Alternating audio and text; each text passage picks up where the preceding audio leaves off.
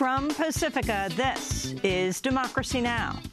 The Commission is gravely concerned for the safety of civilians, including a report that 100,000 children living in eastern Aleppo city, where violence has reached new highs in recent weeks as asymmetric warfare intensifies over control of armed group-held neighborhoods and their principal remaining supply lines. As the United Nations warns of a humanitarian crisis in the besieged Syrian city of Aleppo, we'll speak with a Syrian-born doctor who recently returned from Aleppo. The city, I thought that we were entering hell, but it was not hell.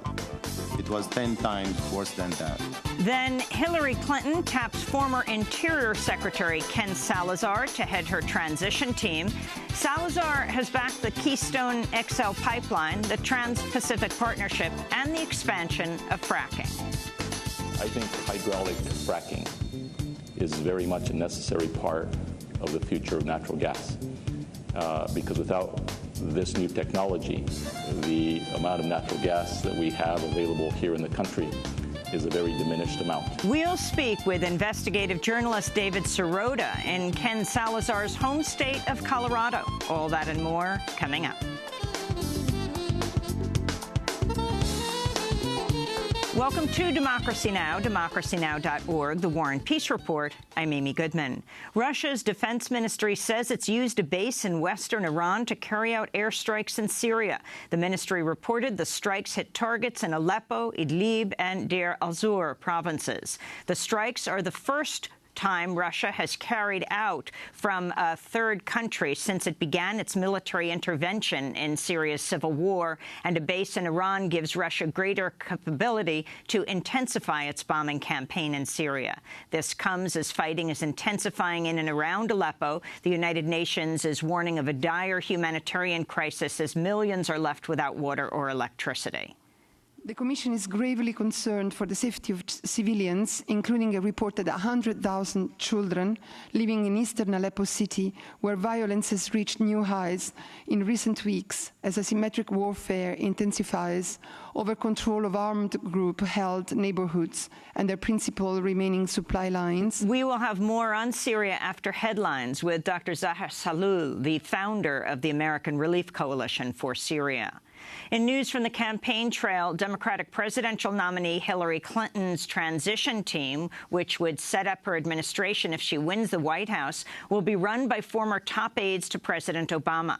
Clinton's campaign said Tuesday the team will be led by former Interior Secretary Ken Salazar, who's previously supported fracking, the Trans-Pacific Partnership, and the Keystone XL pipeline, initiatives Clinton's presidential primary opponent, Senator Bernie Sanders, opposed, forcing Clinton to change some of her positions on those issues. Other members of the team are former Obama National Security Advisor Tom Donilon, Center for American Progress head Neera Tanden, former Michigan Governor Jennifer Granholm, and Maggie Williams, the director of Harvard's Institute of Politics. The group will lay the groundwork for a possible Clinton administration and help the president-elect make key decisions during the period between the election and the inauguration if she is elected. We'll be joined later in the show by David Sirota, senior editor for investigations at the International Business Times, to discuss Clinton's transition team. Meanwhile, Republican presidential nominee Donald Trump's reorganized his campaign staff for the second time in 2 months. He has named Stephen Bannon, the executive chair of the conservative media outlet Breitbart News, to be his campaign's chief executive. Kellyanne Conway, who's currently a senior advisor to Trump, will become the campaign manager. The shakeup appears to sideline Trump campaign chair Paul Manafort, who is facing questions about his years of political consulting work in Ukraine, where he advised former President Viktor Yanukovych. The New York Times has reported handwritten ledgers unearthed by Ukraine's newly formed National Anti-Corruption Bureau showed $12.7 million of cash payments that were slated to go to Manafort. It is not known whether Manafort actually received the money. To see our interview with award-winning Rolling Stone journalist Matt Taibbi about Manafort's time in Ukraine, go to democracynow.org. Meanwhile, former Fox News chair Roger Ailes is reportedly advising Donald Trump on next month's debate between him and Hillary Clinton. Ailes resigned from Fox News in July. He's been accused of sexual harassment by more than 20 women, including Fox News anchors Megyn Kelly, Andrea Tantaros, and Gretchen Carlson. Ailes has also been accused of running his own black room operation out of Fox News, in which he used Fox money to hire private detectives and political operatives who carried out Ailes' personal campaigns, including targeting journalists. Trump has called Ailes a friend and has defended Ailes after the harassment allegations. Donald Trump is set to receive his first top-secret national security briefing today. He'll be accompanied by former Defense Intelligence Agency head Michael Flynn. Flynn was paid last year by the Russian state-funded TV network RT to speak at its 10th anniversary gala. New Jersey Governor Chris Christie, who heads Trump's transition team, is also expected to join Trump at the briefing. This comes as the New York Times is reporting that New Jersey Governor Christie's administration forgave millions of dollars of taxes owed by Donald Trump's casinos to New Jersey, even after state auditors raised concerns some of the casinos' tax filings were fraudulent. When Christie was elected governor in 2009, New Jersey was seeking nearly $30 million in taxes owed by Trump's casinos. 2 years later, under Christie's leadership, New Jersey settled with Trump for only $5 million. Donald Trump visited a Milwaukee suburb Tuesday where he called for more police to patrol low-income communities. His visit comes only days after the uprising in Milwaukee sparked by the fatal police shooting of 23-year-old African-American Sylville Smith. Trump's approval rating among African-Americans is between 0 and 1%, according to a number of polls. This is Donald Trump speaking in front of the overwhelmingly white audience he addressed in West Bend, Wisconsin. The problem in our poorest communities is not that there are too many police. The problem is that there are not enough police. More law enforcement, more community engagement, more effective policing is what our country needs desperately. Just like Hillary Clinton is against the minors, she is against the police, believe me. Trump also visited Milwaukee Tuesday, where he met briefly with Milwaukee County Sheriff David Clark, who sparked controversy with his speech at the Republican National Convention last month when Clark celebrated the acquittal of a police officer charged in the case of Freddie Gray, who died from injuries sustained in police custody in Baltimore. Meanwhile, the city of New York has agreed to pay more than $4 million to settle a wrongful death lawsuit filed by the family of Akai Gurley, an unarmed African-American father who was killed by a police officer in the stairwell of a Brooklyn housing project in 2014. New York City police officer Peter Liang fatally shot Gurley as he was walking down the stairwell with his girlfriend because the elevator was broken. Officer Liang was doing a stairwell inspection. He says he accidentally fired his gun.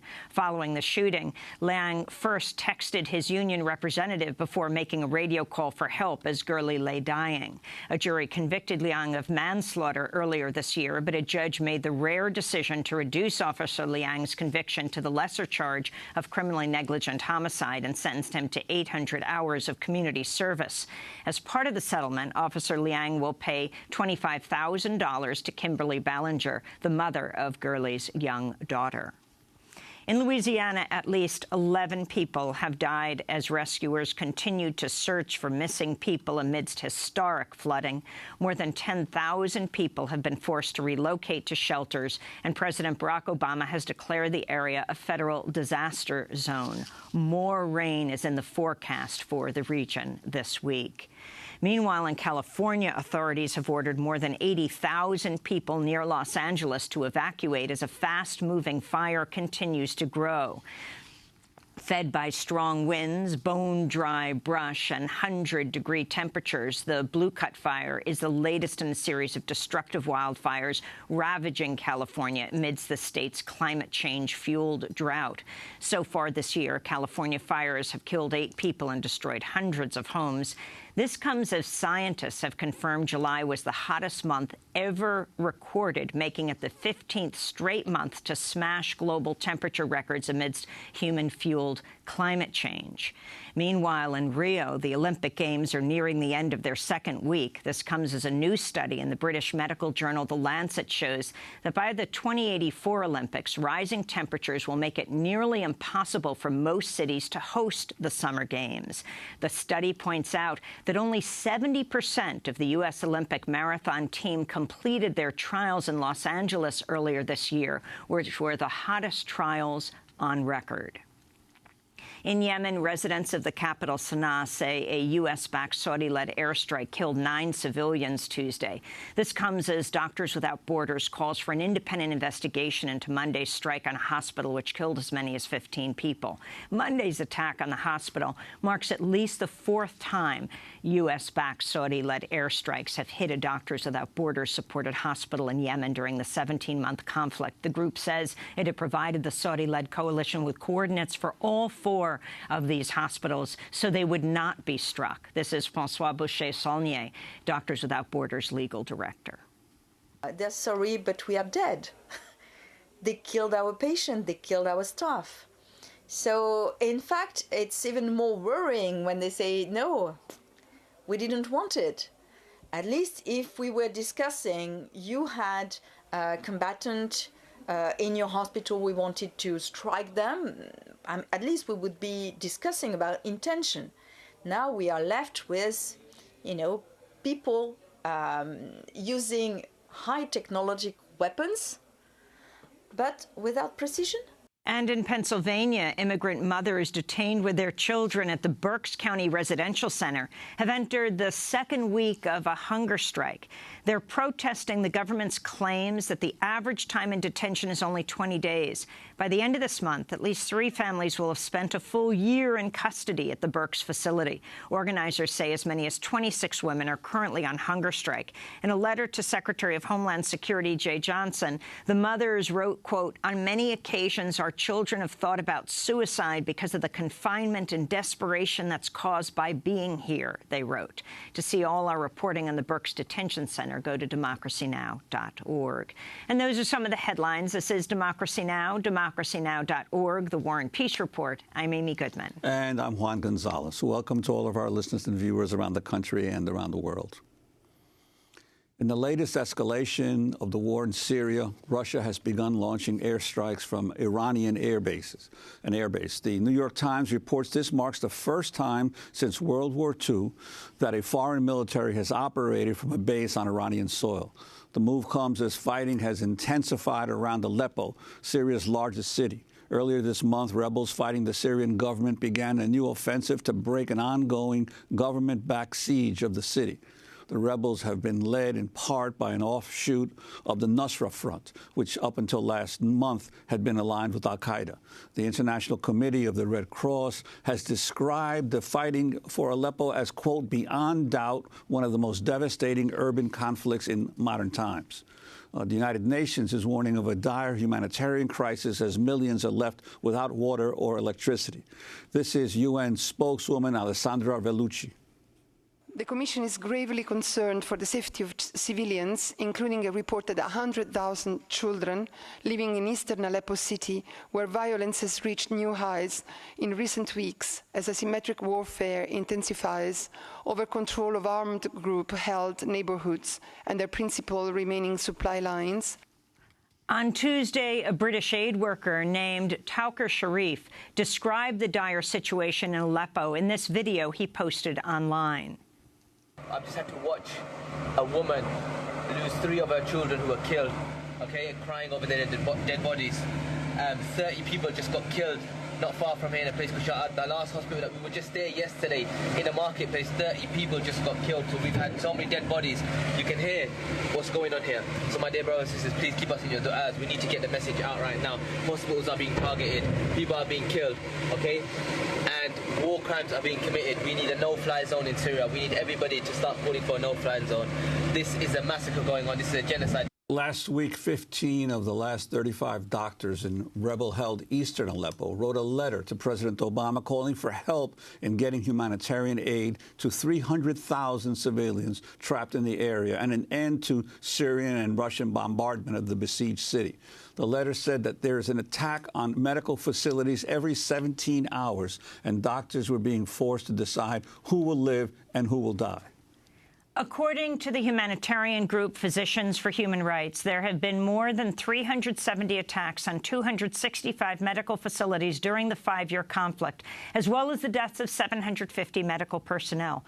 Overall, the death toll in the 5-year Syrian conflict has reached close to 500,000 people. The ongoing wars displaced about half the pre-war population, with more than 6 million Syrians displaced inside Syria and nearly 5 million Syrian refugees outside Syria's borders. To find out about more the humanitarian and medical crisis in Syria, we're joined by Dr. Zahar Salul, founder of the American Relief Coalition for Syria and senior advisor and former president of the Syrian American Medical Society. He's visited Aleppo 5 times since the war began. Last week, he addressed the UN Security Council on the humanitarian crisis in Syria. He was a classmate of Bashar al-Assad in medical school. Dr. Salul is a critical care specialist in Chicago. Welcome to Democracy Now!, Doctor. When you heard about the latest attack, even since you've just returned from Aleppo, Russia attacking from Iran, your thoughts, and then describe Aleppo to us. I mean, my thoughts and my colleagues' thoughts from Aleppo, which I keep contacts every minute with them, is the same, that everyone is bombing Syrians and no one cares about ending the crisis. So it looks like the Russians are having fun bombing Syria from different parts now. Added Iran to this, Iran bases. The coalition are bombing parts of Syria. They're bombing ISIS and also civilians. The Assad regime is bombing, cities and historic sites and civilians, and with barrel bombings and all kinds of weapons.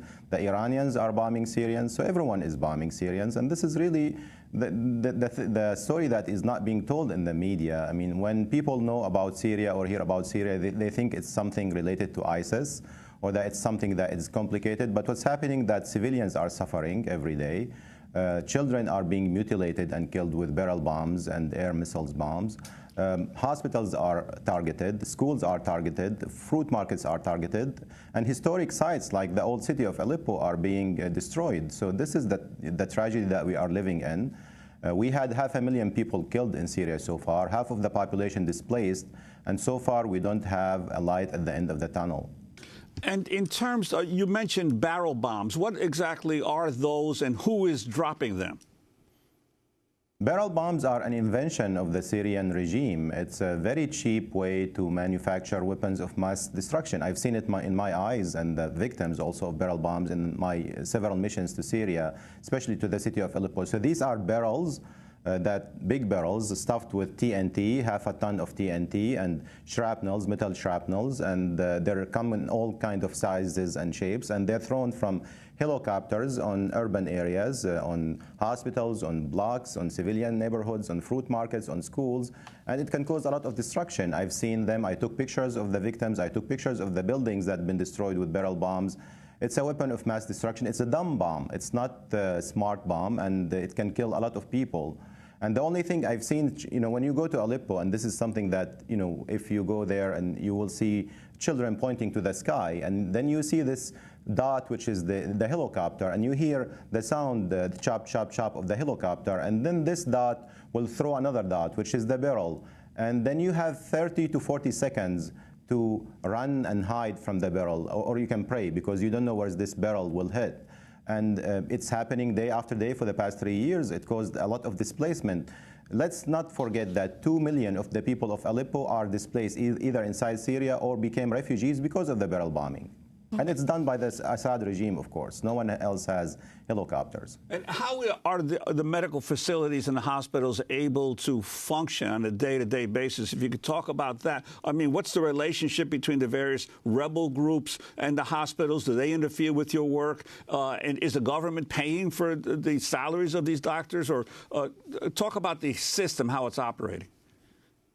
So right now what we have in Syria is we have different areas in Syria that are also out of the control of the government. These are areas that are controlled by the different rebel factions.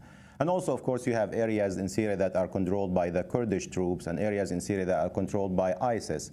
But we operate mostly in rebel-controlled areas because there are millions of people who are in need for medical and humanitarian aid in these areas, and the United Nations are unable to reach them from Damascus, from government-controlled areas. And we reach them from Turkey, from Jordan, and you have hospitals that already established in cities like Aleppo and Idlib and Ma'arat al-Nu'man and Saraqib and Hama and other places, Dar'a.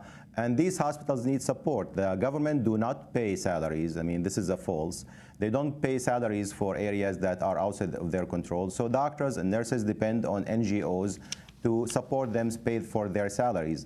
And many of these hospitals have been targeted multiple times. It looks like there is systematic targeting by the Syrian government, by the Russians lately to hospitals, because these hospitals treats everyone, of course, including the people who are injured by the fighting and snipers and the shelling. But what I've seen in Aleppo is mostly civilians who are the victims of barrel bombings and in shelling. I've seen children. I mean, I've seen in the last mission a child, Ahmad. His name is 5 years old. He was a victim of barrel bombing. He has a spinal cord injury. He had a lung contusion. He was on life support. And during my stay, he was between life and death. Unfortunately, one day after I left, he died. He had a cardiac arrest. I've seen a woman, Fatima, 25 years old, who was pregnant in her 3rd month. 2 barrels fell on her house. Her older son, Abdo, 9 years old, was killed. Youngest daughter, Elaf, was killed. And she was brought to the hospital. She had internal bleeding. She was on life support. Her fetus, unborn child, was also dead. And she was survived only by one son, Mahmoud, 7 years old. I took his pictures. He was in the emergency room. I tried to talk with him. He could not smile. He was very traumatized. And you see this over and over in Aleppo, that the doctors over there are overwhelmed by the number of casualties and victims. They cannot do enough surgeries to save everyone. Especially that they are also themselves targeted. One of the doctors told me that he was working for 72 hours. And that he does not mind working for a long time, but the worst thing the worst nightmare that he figured that if he goes to his home and discover that his wife and children are also killed or the target of barrel bombing. What about the children? You have said that they eat cat food and grass. Well, I mean, that happened in Madaya, that happened in Daraya, and other places in Syria under siege. Let's not forget that according to the United Nations, there are 850,000 people under siege, barbaric siege by their own government in places like East Al-Ghouta, Daraya, Madaya, Mu'addamiya, Al-Wa'ar and Homs and other places in Syria. And in Aleppo now, which became under siege, eastern Aleppo, you have 300,000 people, among them 85,000 children. Who are under siege. When I was there, I visited an orphanage that is also underground for protection. And the children over there had a play for the doctors who are coming from Chicago. We were 3 physicians who came from Chicago. And during that play, they were talking about that they are scared that they will have to eat grass and tree leaves and cat meat, the same way that the children of Madaya have done. And as you know, in Madaya, we had children who died because of starvation. Unfortunately, their fear became a reality right now. You have this whole area, 300,000 people in eastern Aleppo that is under complete siege. Well, you've called for the international community to provide some kind of safe passage for medical personnel and for victims of the bombing. How would that work in practice, given, as you mentioned, all the various groups that have different control of different areas of a city like Aleppo? I mean, before the siege happened, that's been going on now for more than 5 weeks. The road to Turkey and to other places in Syria was open, the Castello Road. That's the same road that I went to Aleppo through and left Aleppo through. And it's right now blocked by the Syrian regime and also assisted by the Russians and the Iranian paramilitias. So if the United Nations oversaw this road to keep it open, so we can have patients evacuated to Turkey. You have now all ICU beds in Aleppo are full with patients, and they are overwhelmed. So they need to evacuate patients. Children who right now waiting for death can be saved in Turkey, in other places in Syria. and also let the humanitarian aid into Aleppo. What the Russians have suggested a couple of weeks ago is to have a humanitarian corridor where families are allowed to go to Western Aleppo. Western Aleppo is controlled by the government. Of course, no one trusts the Russian in Aleppo. No one trusts the government that is bombing their children and bombing their hospitals, and no one took the Russians on their offer. What we're asking for is a humanitarian corridor that is with the oversight of the United Nations. I want to turn to another video by British aid worker Tawqir Sharif in Aleppo. On Tuesday, he posted online this interview with Malika, the head nurse of the Children's Hospital in Aleppo. It was a Sunday and the hospital was targeted from a plane. We got hit 3 times in a row. At around 1:20, we began moving all children from the 2nd floor down to the 1st floor to save their lives. The second strike was at 11:20. Again, the hospital was hit. At this time, I was in the ICU, and we had a child who was 2 days old. His name was Ali Shabil. The room was hit and I was injured, and unfortunately the air was also cut to Ali's incubator. We tried a lot to resuscitate him, but in the end he sadly passed away. When we gave the baby back to his father, he was very upset and he cried a lot, and so did I.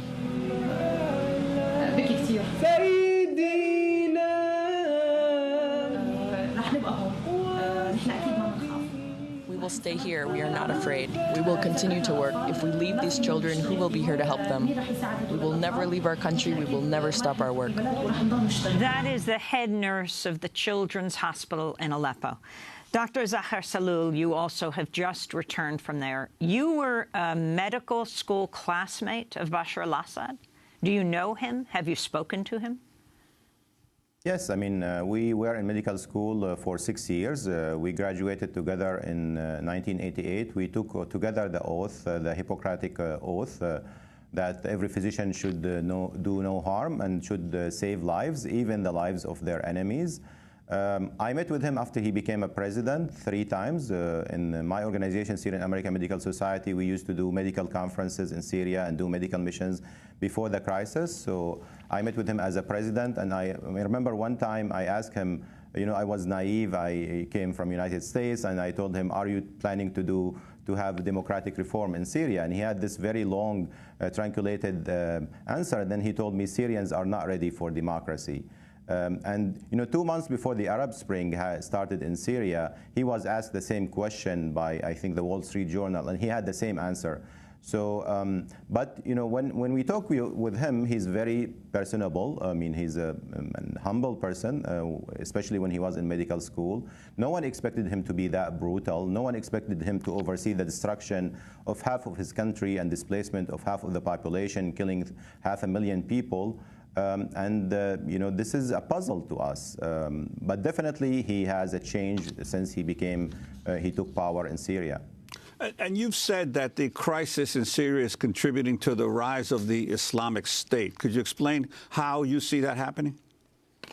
I mean, definitely. The same pictures that you are showing, the same pictures that I've seen of children who are mutilated, who are killed, the women who are killed, the elderly who are killed. I mean, I've seen a disabled child who was deaf and mute, who was a victim of barrel bomb. I mentioned during my testimony to the Security Council that the story of a child, Shahid, 10 years old, who was a victim of barrel bomb, and she was on life support waiting for evacuation. The Security Council was not able to evacuate her, and she died next day after my testimony. So these pictures and stories are circulated in the social media. They are used by ISIS and other extremist groups to recruit potential extremists, not only in Syria and the Middle East, but also in Europe, in the United States. There is a direct connection between what's happening in Aleppo and what happened in Orlando, what happened in San Bernardino, what happened in Nice, what happened in Belgium. And unless we stop this crisis, unless we stop this gushing wound in Syria, we will continue to have terrorism and chaos. We are suffering because of the implication of the refugee crisis in Europe and throughout the world. 1 out of 4 refugees in the world, we have 20 million refugees, 1 out of 4 of them is from Syria. In order to stop this crisis, in order to stop the Islamophobia and the xenophobia that is associating this crisis, we have to stop people from being displaced in Syria. And people are fearful from barrel bomb. I've went into medical mission to Jordan and Lebanon and Greece, and when I talk with people, why are you leaving Syria? Why did you leave Syria? They mention the barrel bomb. They mention the Russian attacks. They mention the Assad regime brutality. So in order to stop the refugee crisis, we have to stop the Assad regime brutality and the Russian attacks. You met with President Obama a few years ago. You are from his city. You're from Chicago. You gave him a letter. What did you ask of him? I met with him in July 2013. There was a reception in the White House, and I had 30 seconds to talk with him. I delivered a letter on behalf of the Syrian American Medical Society and Syrian physicians, asking him to protect hospitals and protect civilians, the same way that we provided protection to Bosnia during the conflict. I told him that his legacy will be determined by what he does and what he does not do in Syria. He laughed and he said that but my legacy will be determined by other things. I told him, Mr. President, your legacy will be determined, the most important factor would be Syria. I still believe that Syria will determine his legacy, and the fact that President Obama did not follow on his pledges when he had these red lines and did not enforce it, I think this is what is causing the chaos and the extremism and the refugee crisis that we are facing right now. Dr. Zahar Sahloul, thank you very much for being with us, founder of the American Relief Coalition for Syria, senior advisor and former president of the Syrian American Medical Society, has visited Aleppo 5 times since the war began. Last week, he addressed the UN Security Council on the humanitarian crisis in Syria. This is Democracy Now! When we come back, we go to Denver, Colorado, to look at Hillary Clinton's transition team. If she is elected president, who would be in charge? Stay with us.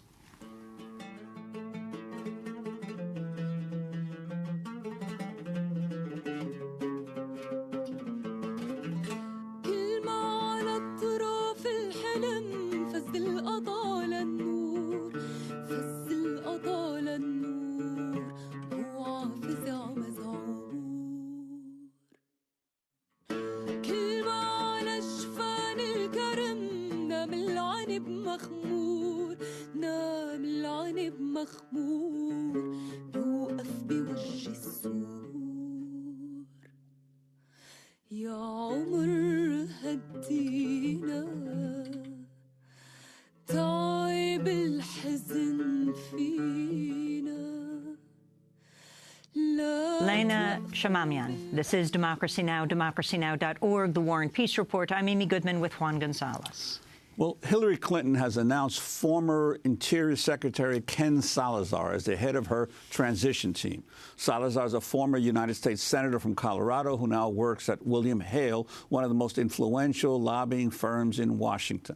Some groups have criticized Salazar's election his selection due to his vocal support of the fracking, the Trans-Pacific Partnership, and the Keystone XL pipeline.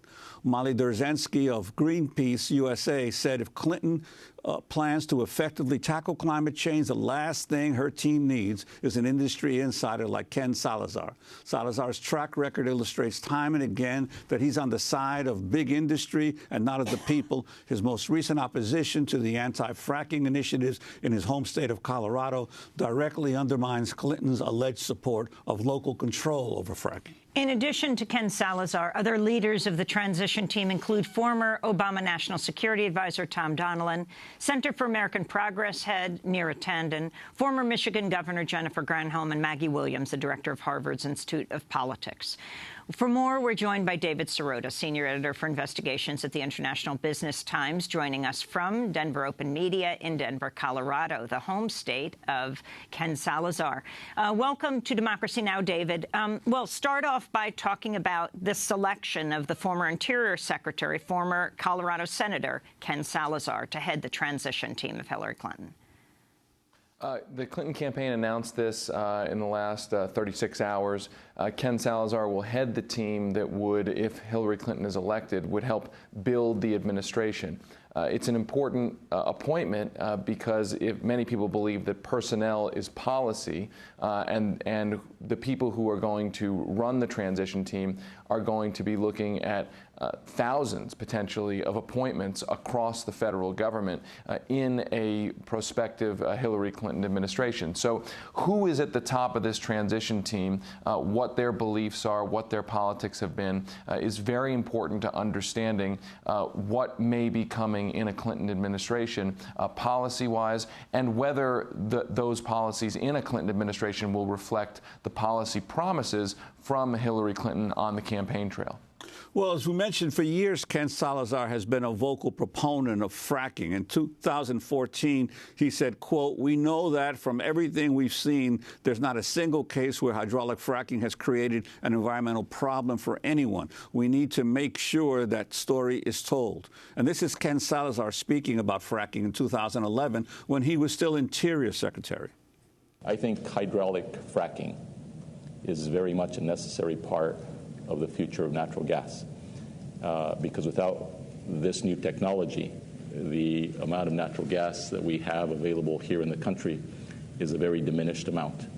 And I think hydraulic fracking can be done in a safe way, in an environmentally responsible way, and in a way that doesn't create all of the concerns that it's creating across the country right now. Dave Sirota, what about this, his position on fracking? Well, I mean, you've heard it there. I mean, Ken Salazar comes from Colorado and a part of the Colorado political establishment that supports fracking in a very aggressive way. The business community here supports fracking in a very aggressive way. We've had fights at the local level where cities and towns have voted to ban or restrict fracking, and the state government has tried to use its power to effectively disenfranchise those communities from using that power to block or restrict fracking. There's now a ballot measure on the ballot to further restrict fracking. Ken Salazar has come out against that, been one of the icons in the political establishment against that. So he is somebody who is very close to the oil and gas industry and somebody who has been a big defender of fracking in the face of evidence that there are reasons to be concerned about the environmental and public health effects of that process. Can you talk about who Wilmer Hale, the most influential, one of the most influential lobbying firms in Washington, who Ken Salazar works for, who else they represent? Yeah, they represent corporate clients across the board. Cigna, for instance. Cigna is a healthcare giant that is fighting for a merger with Anthem. Wilmer Hale represents them. Delta Airlines, Verizon, investment firms, a mining company. So Wilmer Hale is a major law and lobbying firm. Ken Salazar is not a registered lobbyist at Wilmer Hale. He is a partner there. Interestingly enough, Hillary Clinton had published a year ago an op-ed deriding the revolving door where lawmakers leave office and become lobbyists or help special interests. And she had specifically said that she was concerned about lawmakers who go into that line of work, public policy work for corporate clients, but do not register as a lobbyist, which seems to fit the description of Ken Salazar.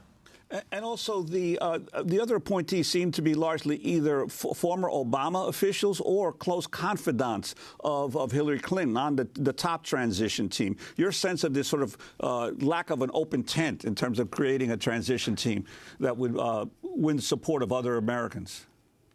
Well, look, Hillary Clinton campaigned as a progressive, increasingly so facing the primary challenge from Bernie Sanders. And so I think there was some hope by folks that her transition team and her administration will reflect something that's a little bit different from what people have come to believe is Clintonism and more progressive, perhaps, than the Obama administration. This transition team seems to suggest more of continuity with the establishment, that the people who primarily are leading this are people who come out of the Obama administration, come out of the wing of the Democratic Party that is close to the business community, that is generally understood to be the establishment. So we haven't seen the policy yet, but if personnel is policy, this looks like a signal to the establishment that this is a continuity kind of government that's going to be put out there, not necessarily one that Let me ask you, last November, Ken Salazar, along with another former Interior Secretary, Bruce Babbitt, co-wrote a piece in USA Today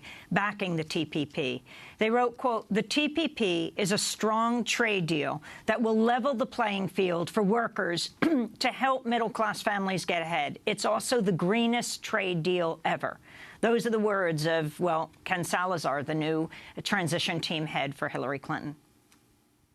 Yeah, I mean, that's a very important op-ed for people to understand right now, especially when there are fears that Hillary Clinton will ultimately back a version of the Trans-Pacific Partnership if she becomes president. She has said she is against it, but prior to running for president, she had been helping the Obama administration push that trade deal. And so her transition chief is somebody who has been very publicly out there since leaving government, pushing that deal on environmental grounds. Of course, in that deal, there are provisions that may make it easier for America to export fracked gas across the globe. So this, I think, complicates the questions of where Hillary Clinton and her administration may be on trade agreements like the Trans-Pacific Partnership. In 2014, Ken Salazar also pushed for the construction of the Keystone XL pipeline, telling the Associated Press he believed construction could, quote, "be done in a way that creates a win-win for energy and the environment." David Sirota. Yeah, I mean, again, what we see from Ken Salazar's record is somebody who is very close to big energy interests that have business before the federal government. What does it mean for the future when another pipeline proposal, for instance, comes down the pike? We don't know. But what we do know is that he will have a very serious hand in helping staff the Clinton administration, that he will have a hand in helping put personnel into the administration across the federal government. Whether he has litmus tests, whether he brings in people who he's close to from his own politics, that will be a question. It'll be a big question for Hillary Clinton. David, you've written a lot about the Clinton Foundation. Now, a lot of the news this week centers around the emails of Hillary Clinton. The State Department has agreed to provide the conservative watchdog group Judicial Watch with emails that had been uncovered following the FBI's probe into Hillary Clinton's use of the private email server from 2009 to 2013, her tenure as Secretary of State. And we know some of these emails relate to the Clinton Foundation. Can you talk about the significance of this? Well, look, I mean, I think that the potential connections between the State Department and the Clinton Foundation, they have been relatively well documented in the lead up to this question about specific emails. Look, we know that money from foreign governments was going into the Clinton Foundation at a time that Hillary Clinton was America's top diplomat. For instance, at a time when Hillary Clinton's State Department was approving weapons deals for many of those foreign governments. We know that companies were paying Bill Clinton speaking fees at the same time that they were lobbying the State Department. We know that other corporate interests were giving to the foundation when they had business with and/or were lobbying the State Department. The emails will provide potentially a more granular detailing of potential connections between the State Department and the Clinton Foundation. And the fact of the matter is, the Clinton campaign has argued that there was no quid pro quo. Will there be a smoking gun email? It's hard to say. But what do we know that money went into the Clinton Foundation from interests that had business before the State Department? Absolutely. And I think that is the fundamental issue at play here. David Sirota, thanks so much for being with us. Senior Editor for Investigations at the International Business Times. We will link to your articles at democracynow.org. This is Democracy Now! When we come back, we'll be joined by Danny Glover and the well-known anti-police brutality activist Larry Hamm, talking about Hillary Clinton, U.S. politics, and police brutality. Stay with us.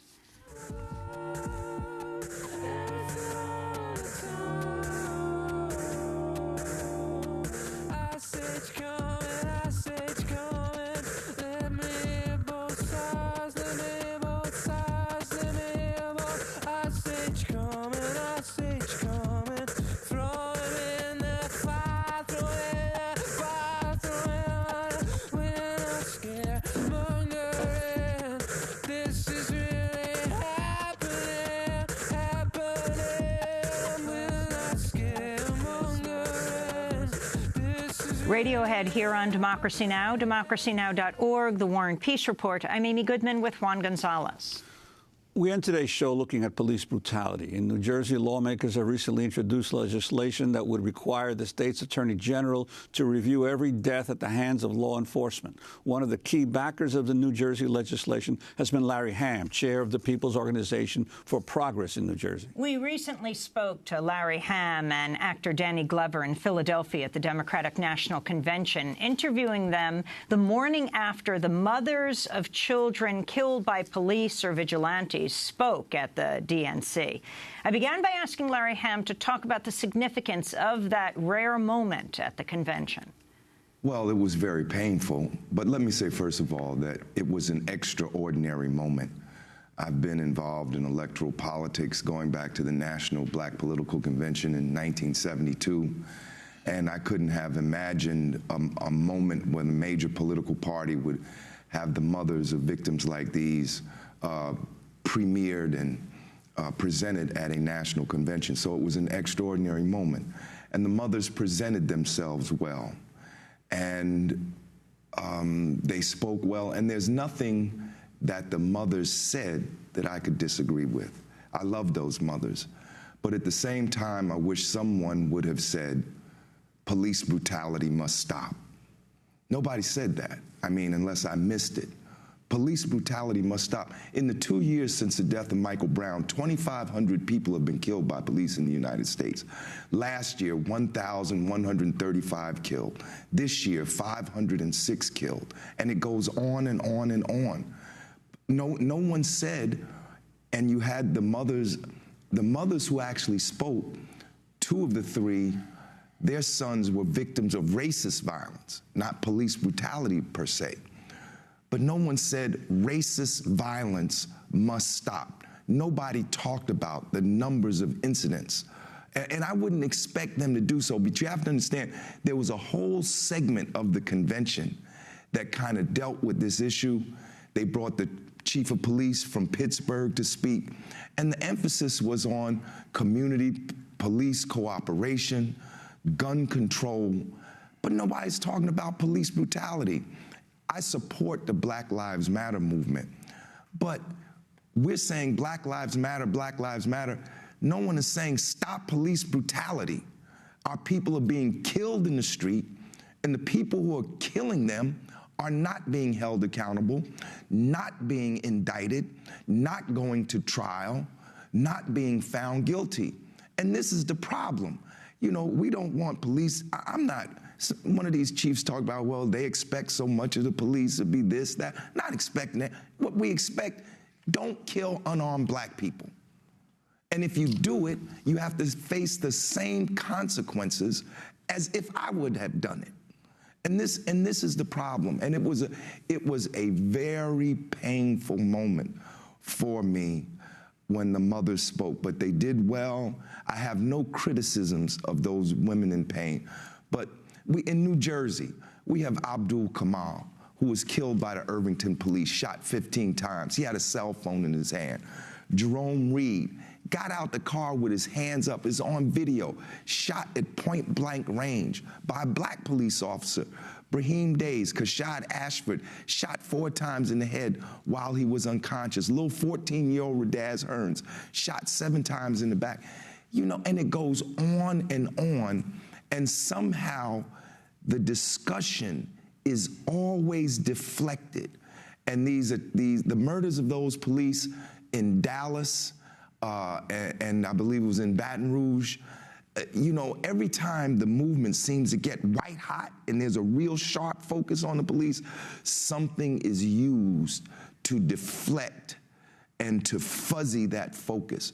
And we got to get that focus back. We got to get it back, and we got to force every possible change that is needed to deal with this Larry, problem. You have been pushing for this for decades. I don't know if a week goes by where Democracy Now! Doesn't get a press release from People's Organization for Progress in Newark, New Jersey, where you are holding another protest somewhere in New Jersey, yes, around a person who has been killed or someone you're remembering or demanding some kind of change. What is that change that you feel is so critical to really make a difference in this country to deal with police violence? Well, right now, with the cases that we're dealing with in Jersey, the 4 I just mentioned, we want the U.S. Attorney for New Jersey, Paul Fishman, to launch civil rights investigations into the deaths of Kamal, Reed, Ashford, and the shooting of Hearns. In all of those cases, there were no indictments. Nobody indicted, nobody going to trial. And we want civil rights investigations. Not that we're saying that that in itself is a panacea, but one of the reforms we need in New Jersey, we need an office of the special prosecutor just to independent office of special prosecutor, just to investigate these police shootings. And Bernie Sanders had something in his platform. He said that every time the police kill someone, there should be a special independent investigation. But there's a whole agenda of reforms that are needed. But what we need at this moment is to hold together this critical mass that seems to have come together at this moment to bring about fundamental change. Well, you know, one of the things I'm wondering, maybe Danny might want to comment on this, is not a new story. In fact, you go back to the Chicago race riot of 1919, the East St. Louis riot of 1917, the Detroit riot of 1942, Newark in 67, yes. Detroit. Almost always, mass insurrections in the black community have resulted from police violence. And I've come to the conclusion, I think, I don't know if you agree, that every 20 years, police departments of America change personnel because most of the cops are in for 20, 25 years and they retire. And there's no institutional memory or legacy. So you have a new generation of cops that are on the street right now that weren't there in 1992 during Rodney King, who weren't there in 1960, and the institutions themselves don't train and make that a part of their training of the police to how they are supposed to respect the black and brown communities of the country. So you have to go through these spates of tides of sudden killings and then resistance by the communities before the new generation of cops recognizes you can't be doing that. People are going to resist you. Well, thank you, Larry. Larry, for all the work that you've done over the years. We've gone way back and know each other for some times. And certainly I want to talk about certainly the video itself, which just so moved me. And as I sat here, because I wasn't there last night on in the convention center, but as I sat here and watched it and listened to the words and all that stuff, I just thought about what a great moment, what a moment, what a signature moment, and a key important moment.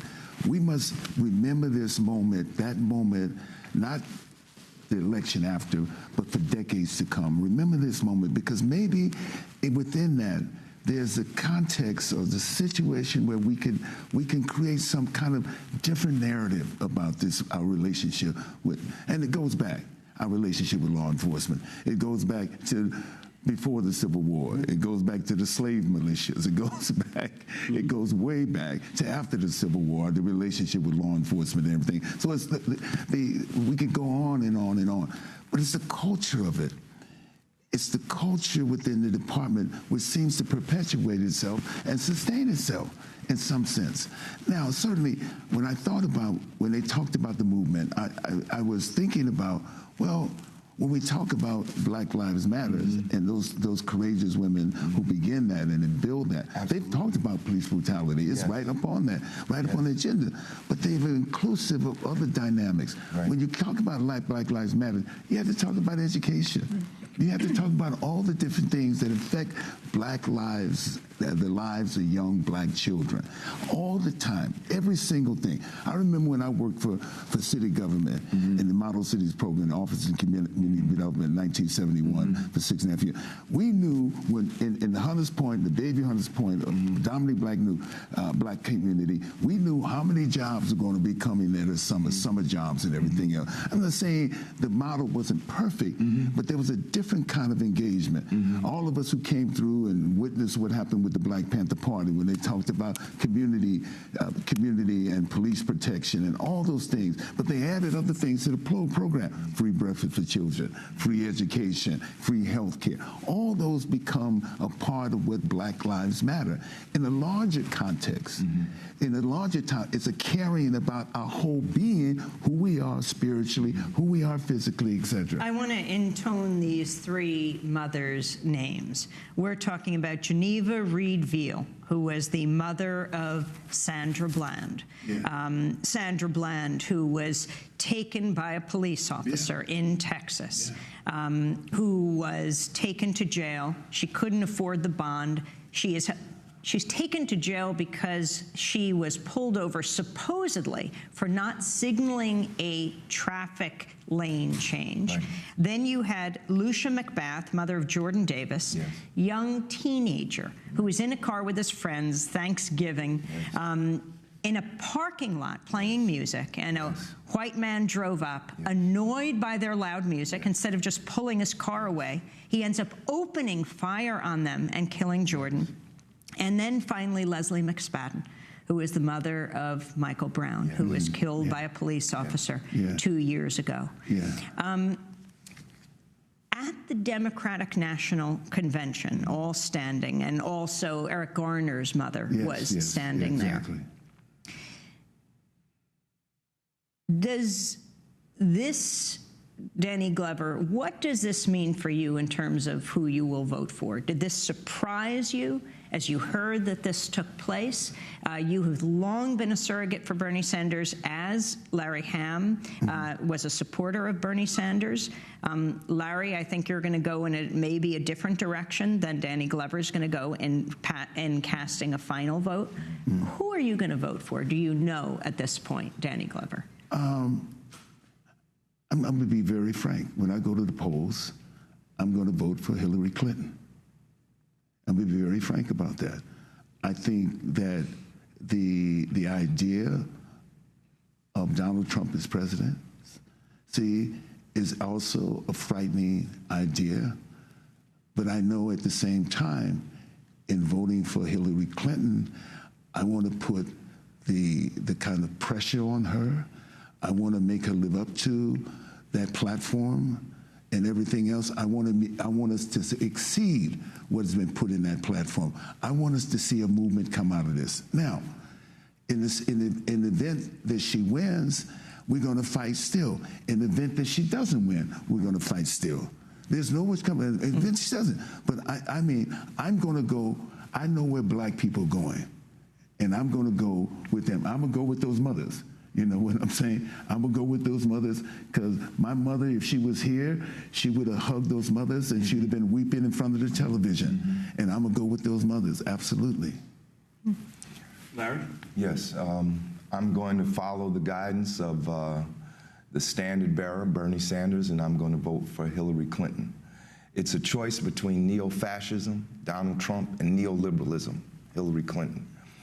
Donald Trump must be defeated, and not just defeated, he must be defeated decisively. There must be a repudiation of these ultra-right-wing and fascist tendencies that are supporting him and that are in his movement.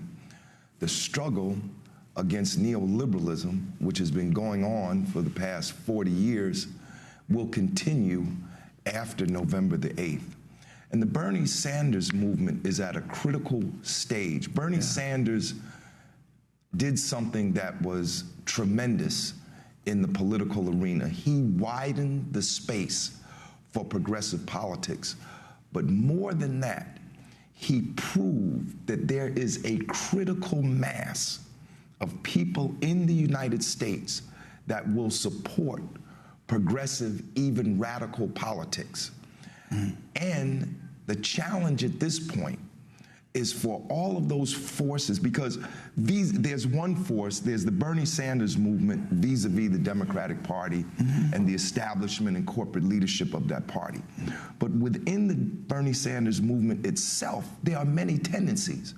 The question is, are those tendencies going to be able to resolve their contradictions to the point, not eliminate them, but at least modify them to the point that they can hold together and keep this movement going, or are they going to explode?